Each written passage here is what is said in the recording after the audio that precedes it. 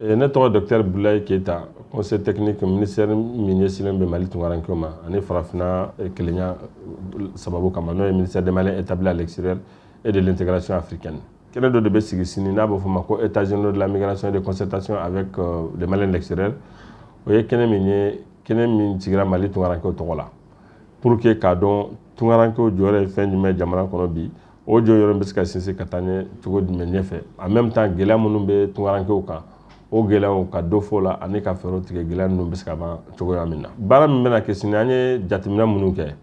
an b'a dɔn ko maliyɛn minnu bɛ tunga la o cɛsirilen don kosɛbɛ jakulu de kɔnɔ association ba fɛn fɛn bɛ yen n'o ye tunkarankew ka association ye an y'olu ɲɛmɔgɔw an ye ci bila olu ɲɛmɔgɔ ma a dɔw yɛrɛ mɔgɔ bɛ taa fɔ mɔgɔ 30 a dɔw mɔgɔ 15 a dɔw mɔgɔ 2 komi o ka mun ɲɔgɔn cogo min na a dɔw mɔgɔ 3 mais an b'a da jɛkulu fana ma parce que an b'a dɔn maliyɛn minnu bɛ yen n'o tɛ jakulu la olu de ka ca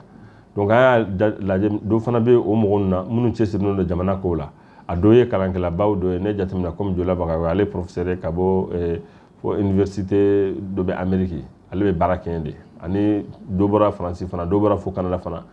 bon dɔ fana bɛ yen n'olu ye opérateur économique ye an y'olu fana caman de wele ka se kɛnɛ in kan en même temps jamana yɛrɛ kɔnɔ an b'a dɔn ko jɛkuluba dɔw bɛ yen o bɛ dɛmɛli kɛ o bɛ hinɛ tunkarankew ka ko mana wuli yɔrɔ dɔ o cɛsirilen b'o ma an ye ci bila olu fana ma ka fara an ka ambassade minnu bɛ kɔfɛ n'o yɔrɔ minnu na ni gɛlɛyaw bɛ yen olu ambassadeurs ka fara vice consul ni vice consul ni conseil consulaire ma ci bilara olu fana ma pour que gɛlɛya minnu bɛ tunkarankew ka bi o gɛlɛya ninnu ka dɔn fɛɛrɛ ka tigɛ dɔ bɛ se ka bɔ o gɛlɛya ninnu cogo min na kɛnɛ yɛrɛ sigikun ye a filanan fana min ye bɛɛ b'a dɔn ko c'est vrai que n y'a fɔ sisan ko jakulu ka ca mais jakulu ninnu ɲɔgɔn cɛ bɛnbaliya ba de bɛ yen bɛɛ b'a dɔn ko bɛnbaliya bɛ yen maintenant laɲini ye min ye o bɛnbaliya in fana pour que nɔgɔya ka don a la ci bɛ bila bɛɛ ma bɛɛ ka se kɛnɛ in kan pour que ka kuma mɔgɔw ni ɲɔgɔn cɛ dɔ ka bɔ o bɛnbaliya parce que ni bɛnbaliya bɛ yɔrɔ o yɔrɔ a bɛ dɔ bɛ mɔgɔw ka sɔrɔ la a bɛ dɔ bɔ o mɔgɔw ka baara la mais an ka se ka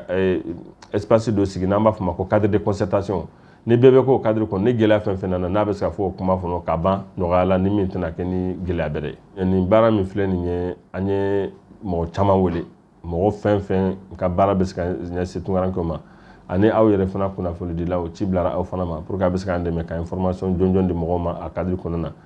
bɛɛ ka ko de don gouvernement y'a initié mais en réalité an bɛ compter bɛɛ fana de kan pour que bɛɛ de ka se ka jamana in dɛmɛ bɛɛ bɛ ka se ka an ka tunkarankew dɛmɛ gɛlɛya min b'o kan dɔ ka bɔ o la ani k'o ka jɔyɔrɔ hali bi ka dɔ fara o kan Mali kɔnɔna na donc bɛɛ lajɛlen de ka baara ministère des Maliens établis à l'extérieur dɔrɔn ka baara tɛ gouvernement dɔrɔn fana ka baara tɛ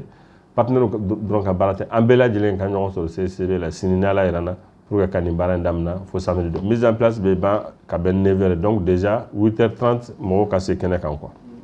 Merci beaucoup.